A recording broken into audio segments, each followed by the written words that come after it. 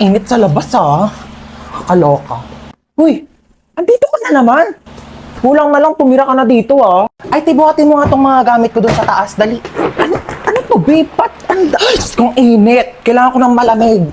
Meron ba kayo ditong Coke, juice? Saan ko ilalagay to? Ay, be, pakilagay na lang yan sa kwarto ko. Uy, anong kwarto mo? Kwarto mo, da. Ano ba? Ba't kasi ang dami mong dinala? Naglayas ka na ba? Uy, anong tingin mo sa akin? Hindi mahal ng mama ko. Siyempre, nagdala na ako ng gamit para kapag nandito ako.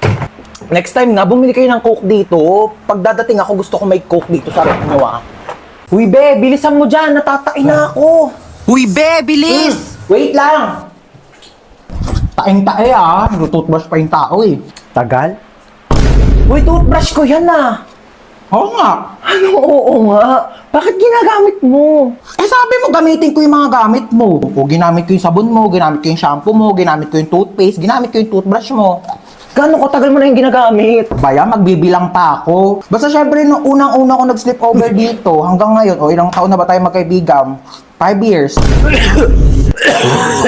Sarap neto Oh, be, nandito ka pala. Ay, hi Dita. Dapat nagsabi ka na napagluto kita. Ay, hindi na po. Wag na po. Nakakahiya naman po. Lutuan mo ako mamayang dinner ng adobo. Tapos bukas gusto ko sinigang yung lunch. Okay, noted. Go. Ay, wow naman. Nagugas siya ng plato. Huy, wag na. Nakakahiya naman sa'yo. Huy, nagugas lang ako ng kamay ko, te. Magugas ka na dyan ng plato.